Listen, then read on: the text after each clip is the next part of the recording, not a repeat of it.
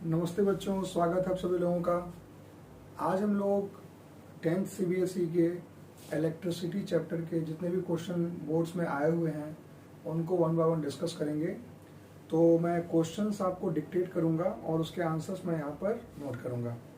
तो आप क्वेश्चंस को नोट कर लें और फिर पॉज करके एक बार उसको सॉल्व करेंगे। अगर आप सॉल्व कर पाते हैं तो आंसर मैच कर लेंगे, नहीं कर पाते हैं तो सॉल्यूशंस के लिए उसको रेफर करेंगे।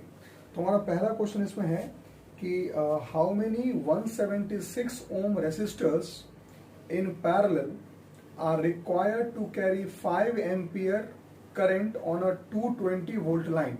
ठीक है, तो पहले क्वेश्चन में आपसे कह रहा है कि करंट की वैल्यू दी हुई है 5 एम्पियर, वोल्टेज बोल रहा है 220 वोल्ट और जो रेजिस्टेंस है वो एक रेजिस्टर है कितने का, 176 ओम का।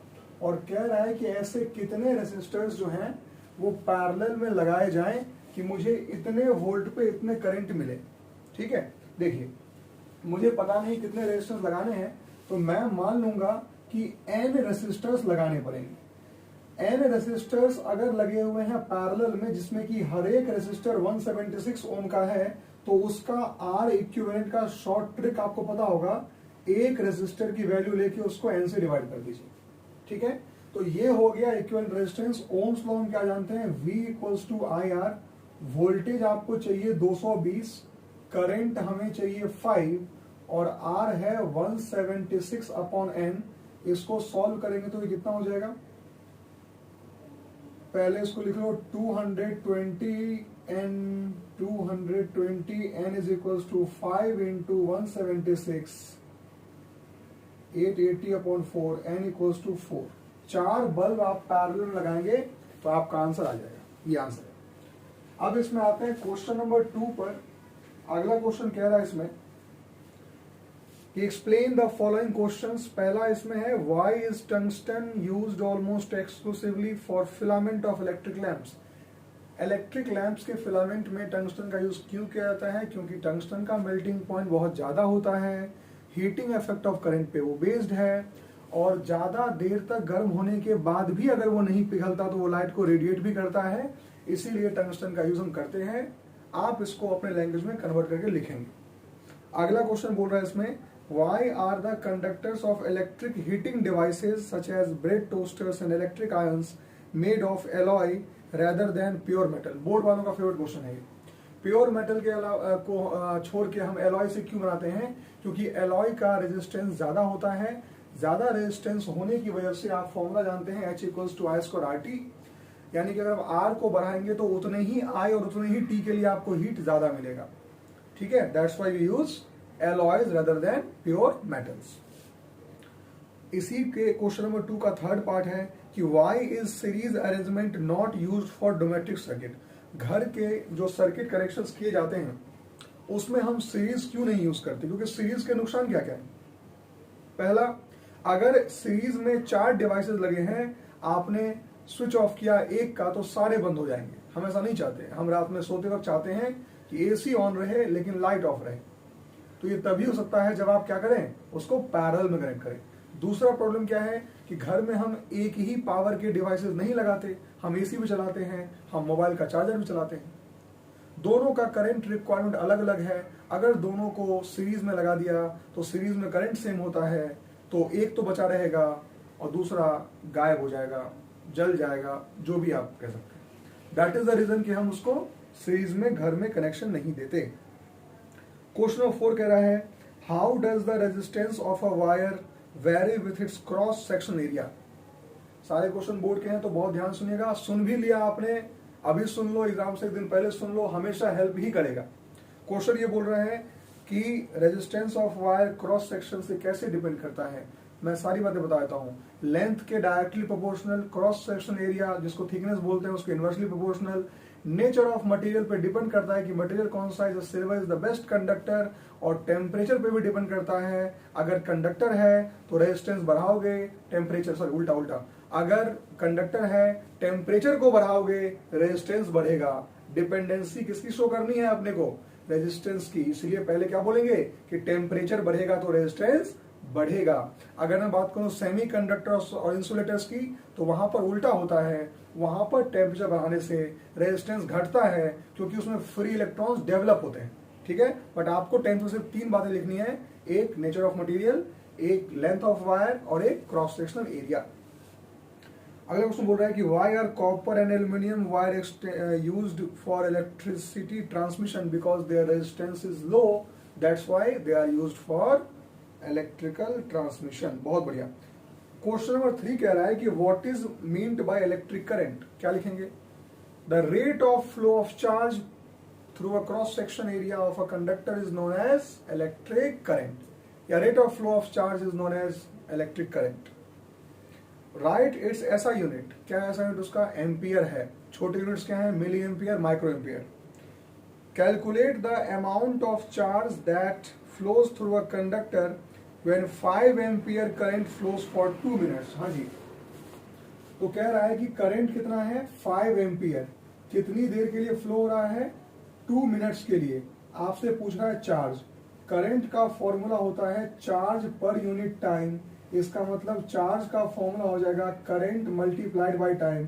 ध्यान रखेंगे टाइम को सेकंड में करते हैं, तो करंट कितना हो गया? 5 एम्पियर। टाइम कितना हो गया? 120, यानी 600 कूलम इज द आंसर। और हमें ध्यान रखिएगा हमेशा कि बिना यूनिट के आंसर का कोई वैल्यू नहीं होता, unit should be there.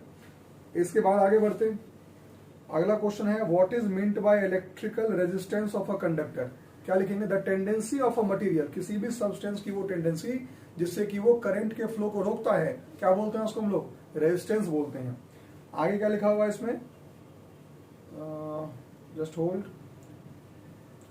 State how resistance of a conductor is affected when, पहला है low current passes through for short duration. देखिए, अगर करंट कम पास होगा तो इसका पहले रिलेशन समझिए आप। V इज इक्वल टू क्या होता है? IR। यहां हमें क्या बोल रहा है रिलेशन निकालने के लिए? रेजिस्टेंस और करंट की बात हो रही है। तो हम पहले क्या करते हैं? एक रिलेशन निकालते हैं जिसमें कि हम करंट और R को रिलेट कर सके। तो यहां से आप समझिए कि I का फॉर्मूला क्या हो जाएगा? V upon R। क्या हो जाएगा? V upon R। अगर आपको I और R को कंपेयर करना है तो आपको V को कांस्टेंट मान के ही चलना पड़ेगा, नहीं तो कर ही नहीं पाएंगे। ठीक है, तो हमने V को कांस्टेंट मान लिया, मतलब रेजिस्टेंस को बढ़ाएंगे करंट कम होगा, रेजिस्टेंस को कम कर देंगे करंट बढ़ जाएगा। ठीक है, चलिए आगे बढ़ते हैं। क्वेश्चन नंबर 5 में कह रहा है, हाँ ये क्वेश्चंस मैंने क्लासेस में कई बार बताया भी हुआ है और कई बार ये क्वेश्चन एग्जाम में भी आता है कि आपको एक क्वेश्चन जो इसमें लिखा हुआ, हालांकि वो डायमीटर से आपको उसका लेंथ निकालना होता है, जैसे R equals to L by ये फॉर्मूला। मैं क्वेश्चन पढ़ता हूं आपके लिए। क्वेश्चन है a metal wire has diameter 0.25 mm। मतलब कि एक मेटल वायर है जिसका डायमीटर कितना है? 0.25 mm है। आगे बोल रहे हैं and electrical resistivity of 0.8 into 10 to the power 8। मतलब रेजिस्टिविटी कितनी है? 0.8 इंटू 10 टू द पावर -8 इसकी रेजिस्टिविटी हो गई। आगे बोल रहा है कि what will be the resistance if the how will the resistance change if the diameter of wire is double. तो देखिए यहां पर आपको कैलकुलेट करने की कोई जरूरत नहीं है, क्योंकि वो सिर्फ ये पूछ रहा है कि अगर डायमीटर को डबल कर दिया जाए तो उसके रेजिस्टेंस पे क्या असर पड़ेगा। देखिए R का फॉर्मूला क्या होता है? R is rho L by A. चूंकि ये कह रहे हैं डायमीटर को डबल किया गया, ठीक है, तो आपको कंपेयर करना होगा कि एरिया के साथ क्या होगा। ये सबसे बड़ा मेन गेम है यहाँ पे कि डायमीटर को डबल करने से एरिया पे क्या असर पड़ता है। ठीक है, थोड़ा सा उसमें डीप में बात करें। देखिए समझिए, अगर कोई सर्कल है, ठीक है, आपने उसके डायमीटर को डबल कर दिया, ध्यान सुनना, क्या किया आपने? इसके डायमीटर को डबल कर दिया, तो डायमीटर के डबल करने से रेडियस का क्या असर होता है? क्या वो 4 में आ जाता है? बिल्कुल नहीं, सोचना ही मत। देखो यहाँ पे ये इसका डायमीटर है कितना? 10 मीटर। कितना है? 10 मीटर। अगर आपने इसके डायमीटर को बढ़ा के 20 कर दिया, तो जरा ध्यान से सुनो, अगर डायमीटर 10 था तो रेडियस तो 5 ही था ना, और अगर डायमीटर 20 है तो रेडियस 10 हुआ ना। मतलब डायमीटर को डबल करने से रेडियस भी डबल ही होता है। डायमीटर को डबल करने से रेडियस अगर डबल होता है तो एरिया पाई आर स्क्वायर हो जाएगा। रेडियस के डबल होने से एरिया 4 टाइम्स बढ़ जाता है। क्या कहते हो? R square 4 times. रेडियस को डबल करने से एरिया 4 टाइम्स बढ़ता है। रेडियस को ट्रिपल करने से एरिया 9 टाइम्स बढ़ता है। तो रेडियस को डबल करने से जैसे ही एरिया 4 टाइम्स बढ़ा, नीचे लिखा हुआ है 4, सीधे रेजिस्टेंस 4 गुना कम हो जाएगा। ये इसका आंसर हो गया। इसमें कैलकुलेट हमें नहीं करना था, सिर्फ हम बताना था क्या होने वाला है। तो answer is resistance will decrease by 4 times, मतलब 1/4 टाइम्स ये कम हो जाएगा। ठीक है। इसके बाद क्वेश्चन नंबर 6 बोल रहा है कि how will you join 3 resistors of 9 ohm so that the equivalent resistance become 13.5 and 6। आगे बोल रहे हैं कि आपके पास 9 ohm के 3 रेसिस्टर्स हैं। इसमें कह रहा है कि कैसे उनको कनेक्ट करें कि आपको कॉम्बिनेशन में 13.5 मिल जाए और दूसरा अगली बार 6 मिल जाए। हिट एंड ट्रायल मेथड है, कुछ भी करो। ऐसा क्या पता ये क्वेश्चन एग्जाम में भी आया है, अगली बार क्या आ जाए कि 5-5 के 3 लगे तो ऐसे में क्या आएगा, ऐसे में क्या होगा, है ना। तो इसमें आप ट्राई कर सकते हैं, हिट एंड ट्रायल कीजिए। जैसे कि अगर मैं इस 9 और 9 को पैरेलल में लगा दूं तो मुझे पता है कि अगर ये 9 यहां लग गया और एक 9 यहां लग गया तो 9 का रिजल्टेंट कितना आता है, 4.5। देखो ना, एक को रखो, डिवाइड बाय 2 कर दो, कितना आएगा, 4.5 आएगा। और फिर क्या करते हैं, यहां पे एक 9 और लगा लेते हैं। तो इस कॉम्बिनेशन से अगर आप इसका इक्विवेलेंट रेजिस्टेंस निकालते हैं तो आपको 13.5 मिलेगा। ठीक है। और फिर पैरेलल का भी इसे सॉल्व कर लेंगे 6 निकालने के लिए, है ना। तो 2 को सीरीज में, एक को पैरेलल में लगा के देखिए, फिर 2 को पैरेलल में सीरीज में देखिए, एक में आपका इसका आंसर आ जाएगा। ठीक है। चलिए, इसके बाद इसमें क्वेश्चन नंबर 7 कह रहा है कि यू हैव 2 इलेक्ट्रिक लैंप्स। ये अच्छा क्वेश्चन है, इसको देखते हैं। हमारे पास 2 इलेक्ट्रिक लैंप्स थे, each having rating 40 what 220 volt, है ना। तो लैंप नंबर 1 जो है, उस लैंप नंबर 1 के बारे में क्या बता रहे हैं ये कि 40 वॉट और 220 वोल्ट का है। बहुत बढ़िया जी। और दूसरा लैंप है 60 वॉट 220 वोल्ट। दूसरा जो लैंप है हमारा वो कितने का है, वो 60 वॉट और 220 वोल्ट का है। Which of the two has higher resistance? बहुत ही अच्छा क्वेश्चन है। देखो, कंफ्यूजन ना मन से हटा के रखो। बल्ब का क्वेश्चन आए, कभी भी क्वेश्चन आए बल्ब का कि आपको रेजिस्टेंस निकालना हो, किसी भी क्लास में आए, एक ही फॉर्मूला ध्यान रखना पावर और रेजिस्टेंस का निकालने के लिए। आपको पता होगा पावर का फॉर्मूला V²/R होता है कि नहीं होता। तो ऐसे कंडीशन में अगर मैं आपसे R पूछूं तो आप इसको V²/P लिखोगे कि नहीं लिखोगे? 100% ये लिखोगे।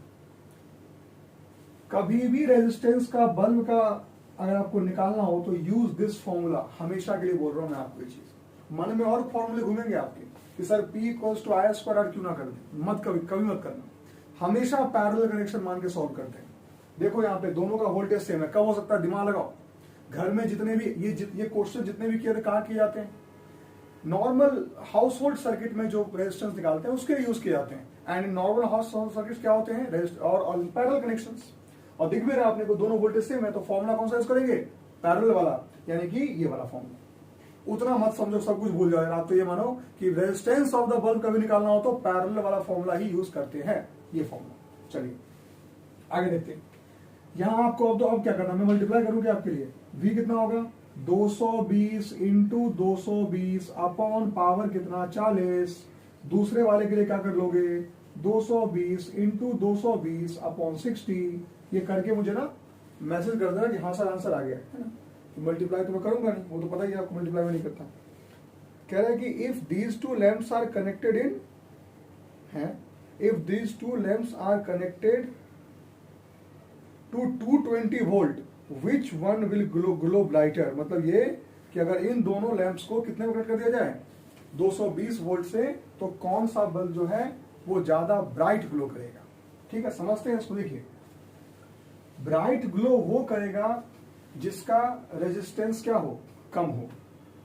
सीधी बात है, जिसका रेजिस्टेंस कम उसका करंट क्या होगा, ज्यादा आएगा, तो वो ज्यादा ग्लो करेगा। ठीक है ना जी। देखिए, तो आप बताओ, घर में आप कई बार ऐसा देखते हो कि आप बोलते हो पेरेंट्स को कि पापा ये बल्ब जो है वो 40 वॉट का है, इससे सही नहीं है ना, आप एक काम करो 80 वॉट का बल्ब ले आओ, घर में और ज्यादा चमक आएगी। ये कॉमन एग्जांपल है। तो घर में हर एक डिवाइस कितने वोल्ट पे सेट होता है? 220 वोल्ट पे। 40 वॉट 60 वॉट, 40 वॉट 60 वॉट, कौन सा बल्ब ज्यादा ग्लो करेगा? कॉमन सेंस है, 60 वॉट। आपने देखा क्या? आपने देखा कि ये पैरेलल में, किसमें है? पैरेलल में। ठीक है, आगे देखो मेन क्या है यहाँ पे कि अगर आपने रेजिस्टेंस को कम रखा तो ढेर सारा करंट आपके पास आएगा, चमक ढेर सारा आपको मिलेगा।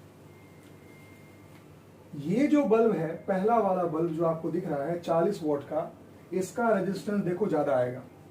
ज्यादा रेजिस्टेंस मतलब क्या होता है? करंट को कम कर देगा, करंट कम आएगा, ब्राइटनेस कम आएगी, है ना। तो यहां तक आप नोट कर लीजिए। हम लोग सेकेंड पार्ट में 8th क्वेश्चन से डिस्कस करते हैं। Thank you.